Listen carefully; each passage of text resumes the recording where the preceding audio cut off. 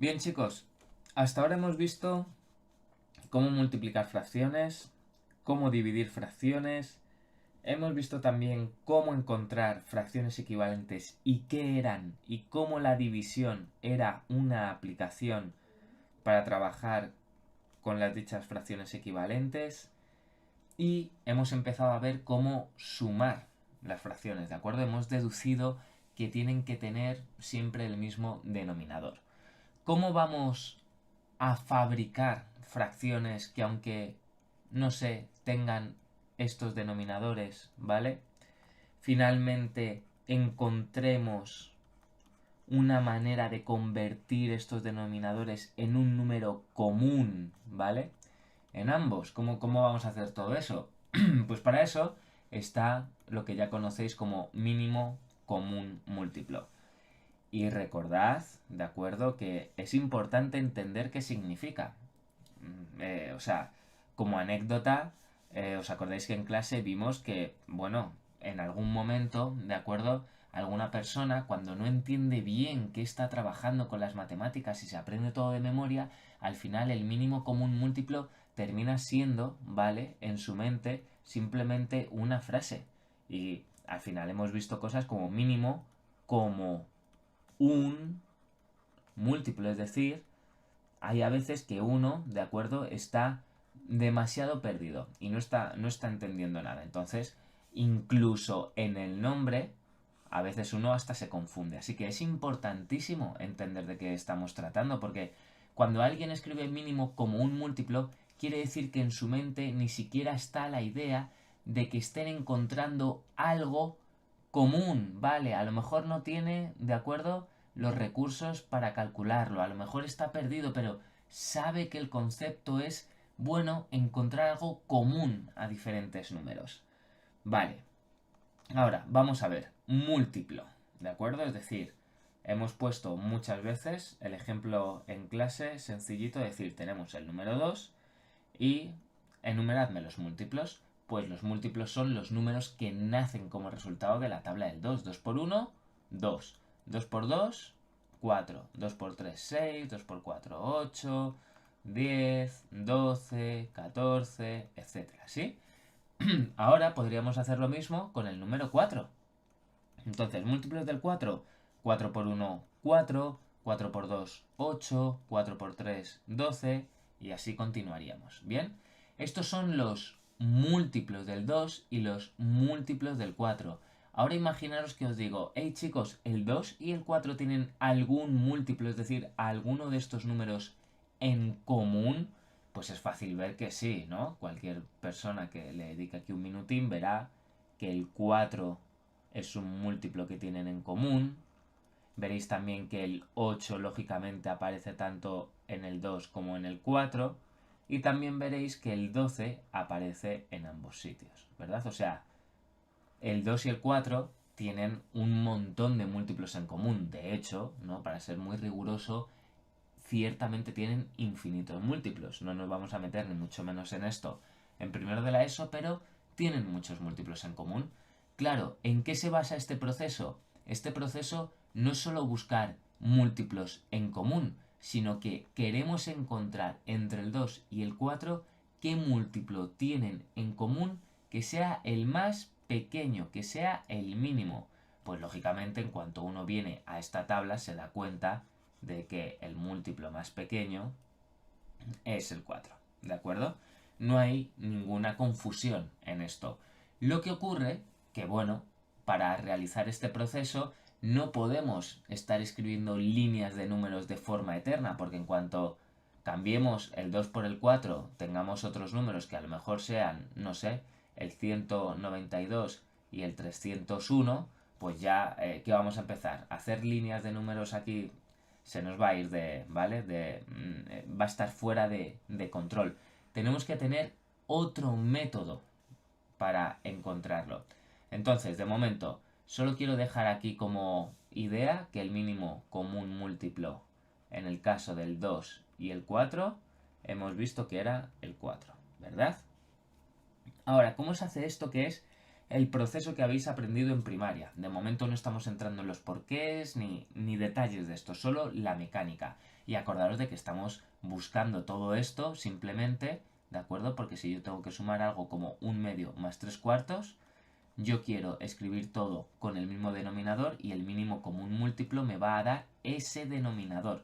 Yo ya sé, ¿vale? Que ahora voy a escribir todo con denominadores con el 4, ¿vale? Esta es la función analítica, es decir, esto es para qué sirve el mínimo común múltiplo dentro de las operaciones que conocemos, que son o sumar o restar, ¿vale? O multiplicar o dividir, números hasta ahora enteros o en este caso las fracciones. Entonces, la utilidad a la hora de hacer algún cálculo del mínimo común múltiplo es sumar o restar fracciones, ¿vale? Para obtener el mismo denominador.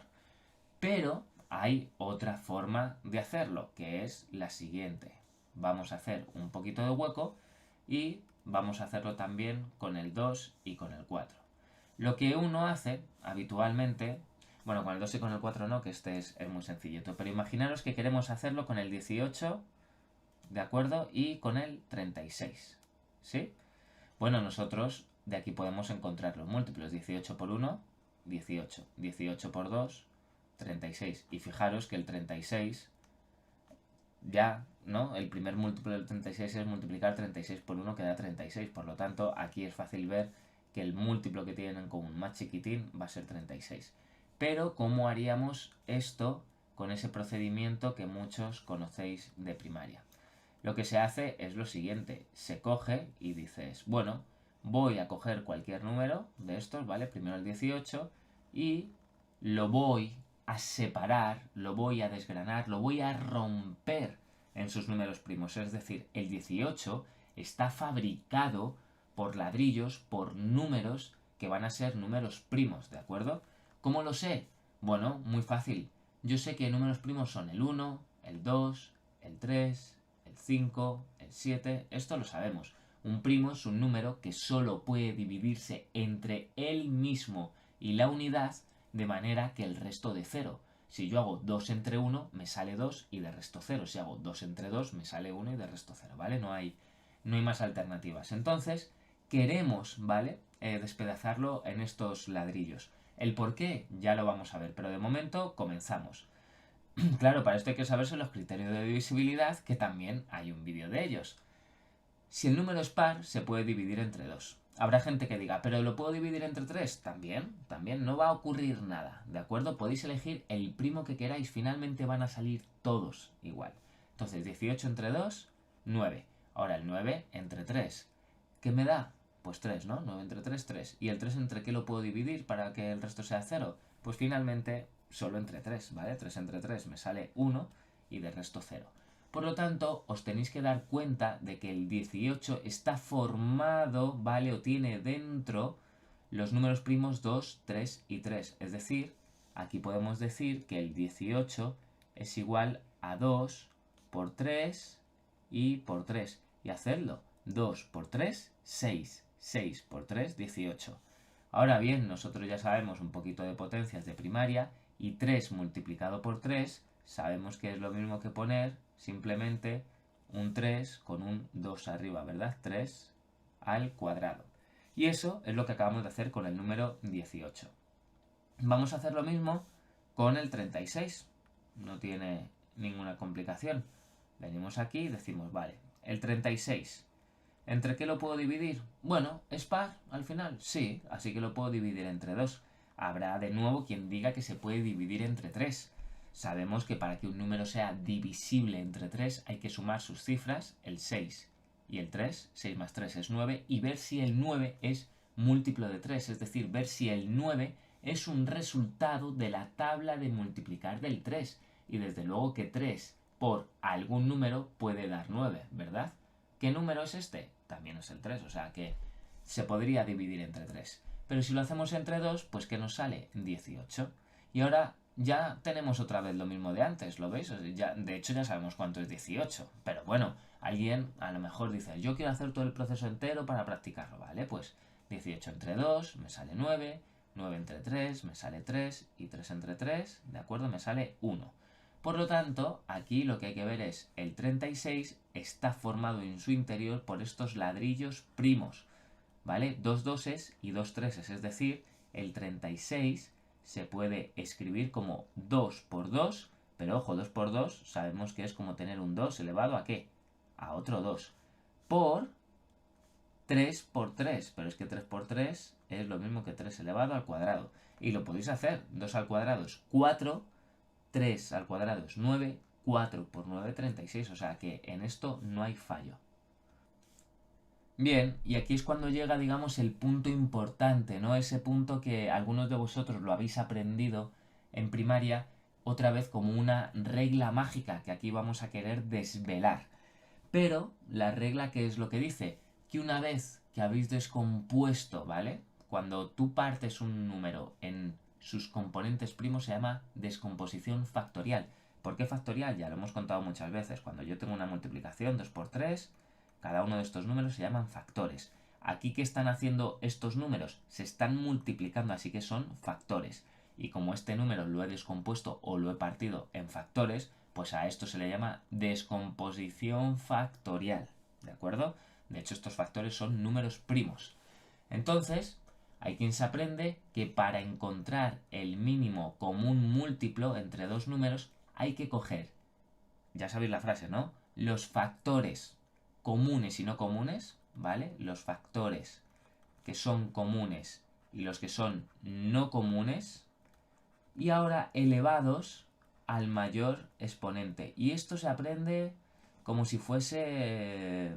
No, es indiscutible, no se razona nada y aquí vamos a querer ver por qué es así. Pero bueno, esta es la regla, así que alguien aplicado es fácil que diga, vale, ¿cuáles son los factores comunes? El 2, pero ojo, aquí hay un 2 sin numerito, es decir, que si no hay número está elevado a 1, y aquí hay un 2 elevado a 2.